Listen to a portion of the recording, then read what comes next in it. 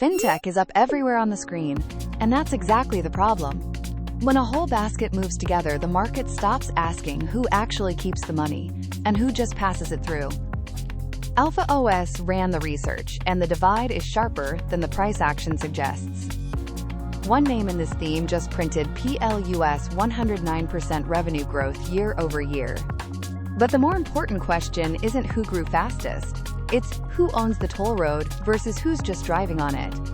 The underlying industry, financial data, and exchanges is sitting in early recovery, and AlphaOS scores its momentum as strong with a 6 to 12-month runway ahead. That's not a guess. The growth score comes in at 62, earnings intelligence at 66, and the cycle score at 57, all pointing to a theme that has real fuel left, not one running on fumes. Capital flows are tracking as an ETF momentum proxy, meaning institutional money is moving into the basket broadly. The valuation score, though, is already at 78, the highest subscore in the breakdown, which tells you the market has already priced in a lot of the recovery. Demand sits at 53, neutral, which means the growth has to come from execution, not a rising tide lifting every boat. The theme is real. The spread between who benefits is widening. Visa is the clearest expression of structural capture in this theme. The company reported fiscal second quarter 2026 net revenue of $11.2 billion, up 17% year over year, while GAAP diluted earnings per share rose 36% to $3.14. That gap between revenue growth and earnings growth is the whole story. Visa runs a near frictionless network where incremental volume drops almost entirely to the bottom line. Consumer spending stays resilient, and Visa collects on every swipe regardless of which bank issued the card. Mastercard printed essentially the same thesis from a different angle. First quarter 2026 GAAP net revenue of $8.4 billion, up 16% year over year, with diluted earnings per share up 21% to $4.35. Cross-border volume grew 13%, that's the high margin line, and switched transactions rose 9%. The GAAP operating margin reached 58.4%, up 1.2 percentage points. Mastercard and Visa aren't competing stories, they're parallel confirmations that the network model compounds.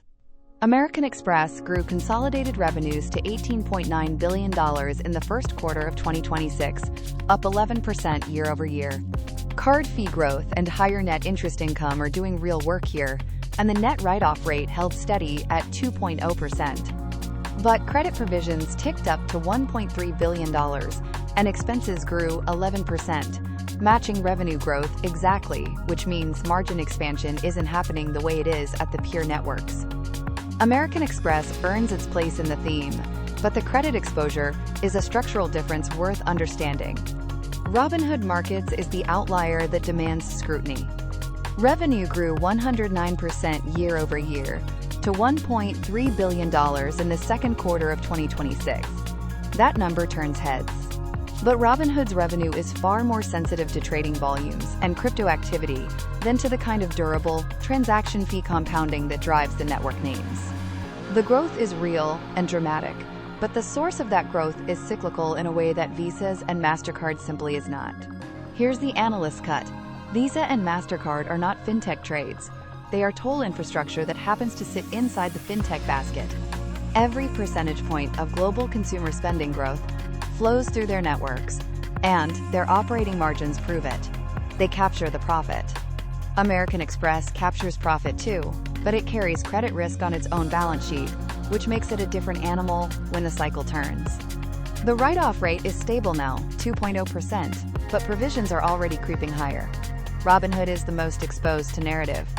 APLUS 109% revenue print is genuinely impressive, but when the driver is retail trading enthusiasm and crypto volatility, the question becomes, what does that number look like in a quiet market?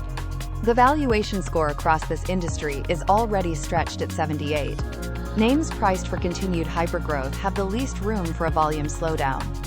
The market treats all four as fintech. The research says two of them own the infrastructure, one carries the credit, and one is borrowing momentum from the cycle. The risk score for this industry sits at 60, elevated, not catastrophic, but not ignorable. The valuation subscore of 78 is the real warning. With technical momentum scoring only 47 and overall demand at 53, this theme is priced more optimistically than the fundamentals strictly require.